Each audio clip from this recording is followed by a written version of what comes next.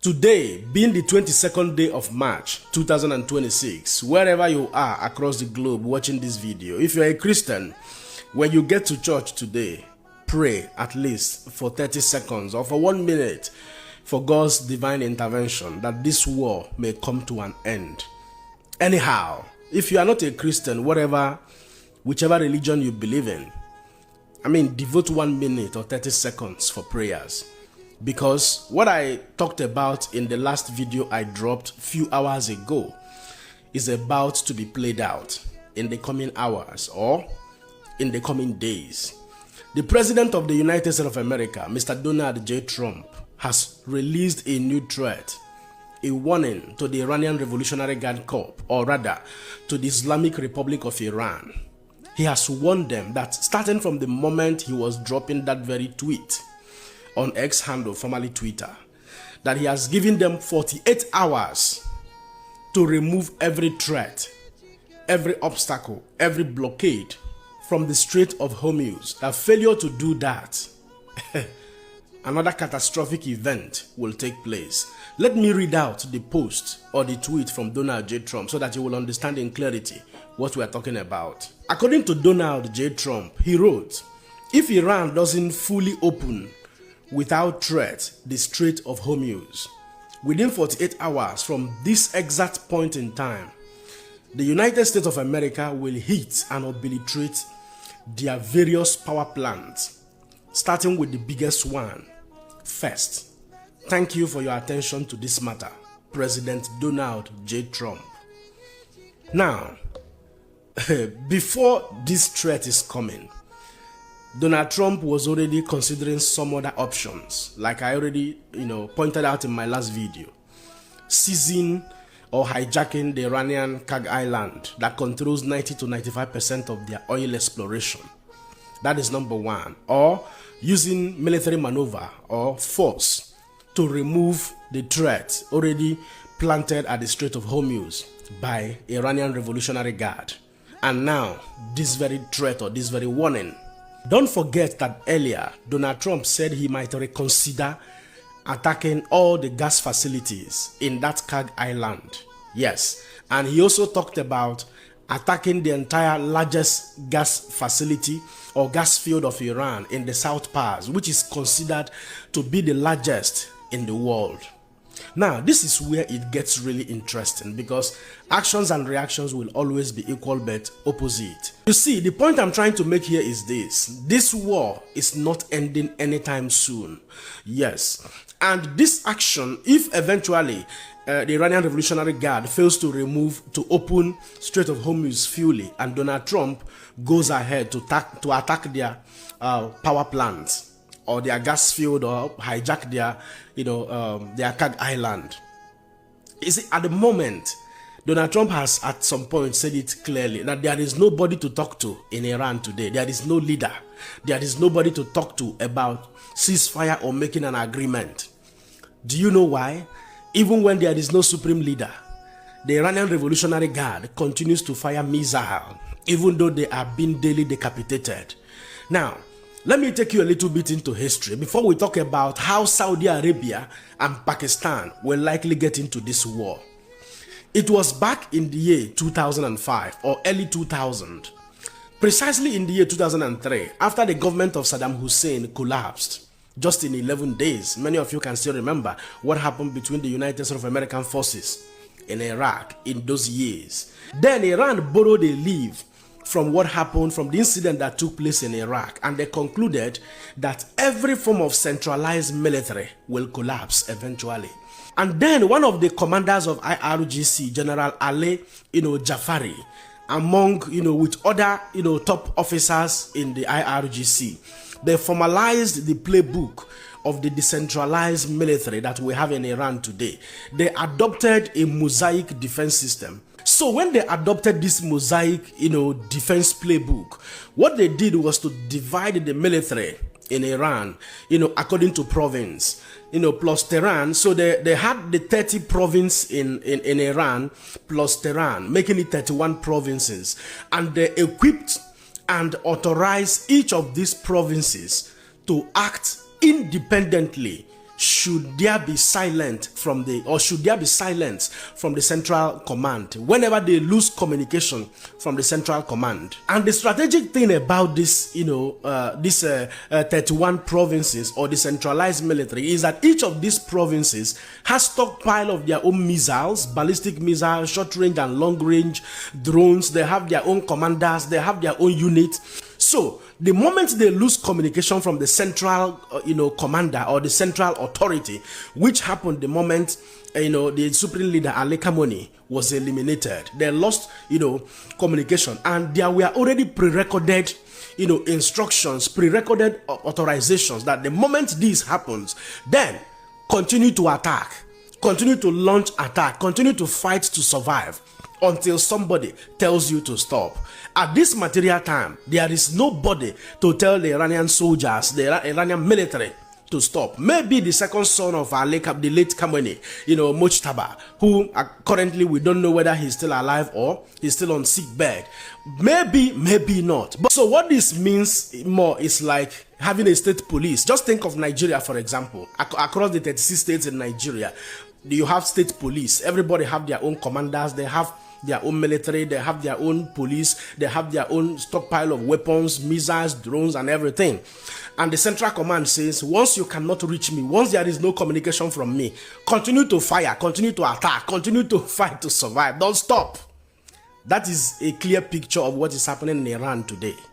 So as you receive attack from Zamfara, bomb they flow from Kwara State. As that one they happen, another one they come out from Enugu State. From Enugu State, boom, another one they happen from Boronu.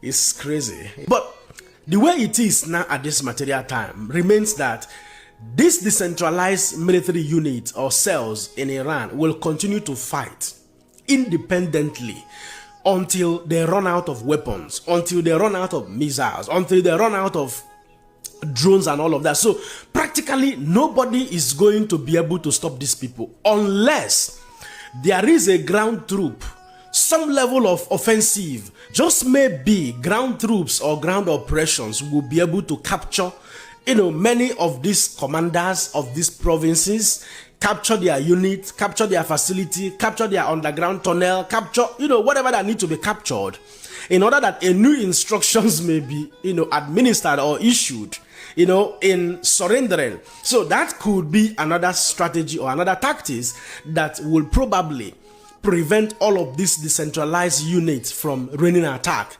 going forward. Having established that, so this very formation of Iranian military tells you that there will always be reactions for any action taken both by Israel and by the United States of America.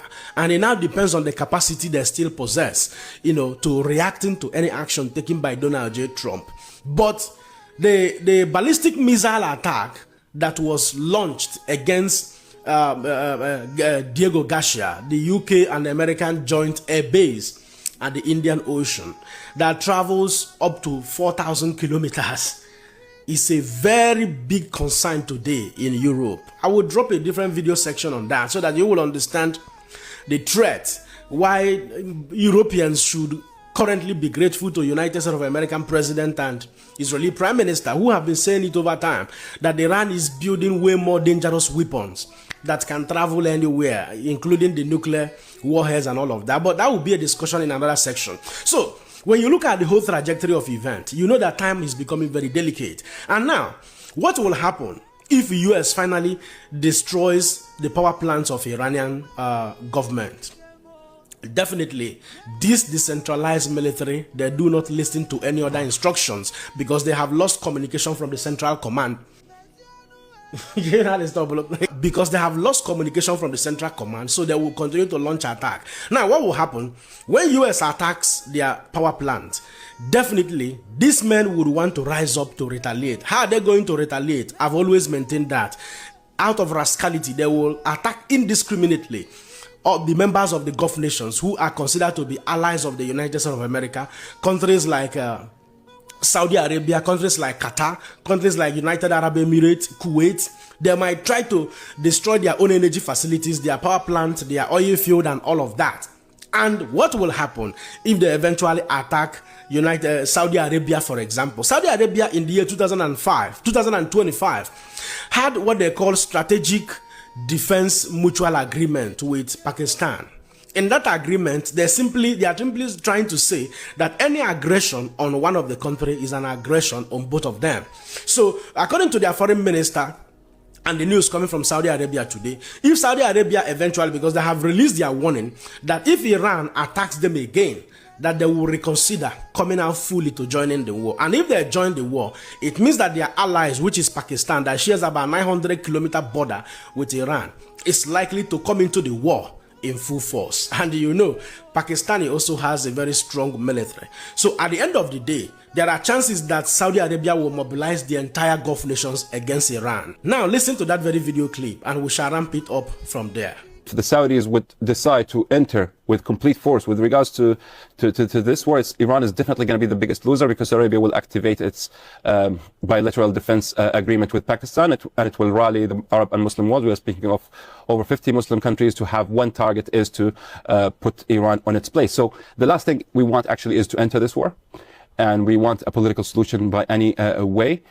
Definitely the best outcome would be for Iran to let go of the three major requests, or the three major issues, which is the militias, the nuclear ambitions, and also the ballistic missiles. Will there be a way through which the Americans and the Iranians find a way through which they can save the Iranians' face and have all these three demands to be applied without declaring complete surrender? That would be the greatest.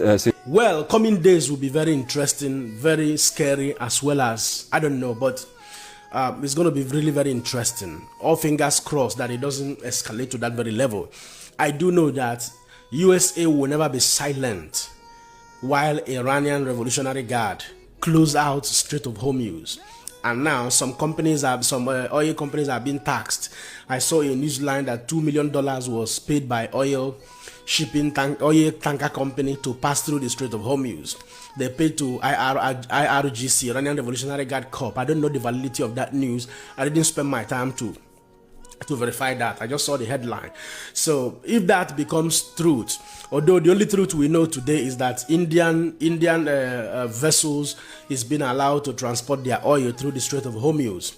So I know that USA will never be silent, will never keep mute forever and allow Iran to continue to do that. It will be a very big blow to them and to their allies in the Gulf, you know what I mean, and then many other countries, you know what I mean. So there will definitely, Donald Trump being a man that talk and do president, will never keep quiet.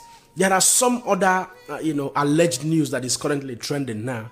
I saw that from one of the United States of American news channel, an independent news channel, or maybe what you can call a blogger, where it is currently being alleged that approval paper has been given to the United States of American 82 Airborne Division, which is considered to be one of the elite specialized units in the United States of American Army. These are men that are trained or known for forcible entry and parachute assault.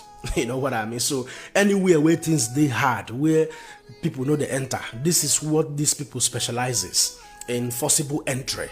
You know what I mean? So a lot of people are also already lamenting from that very development. I don't know the validity yet, but I saw that very news that they have been deployed with the approval paper down to Iran. So you know what that means if it turns out that this is going to happen exactly the way it is trending now. And then combine that with the 2,200 Marines that are currently being sent down to Iran.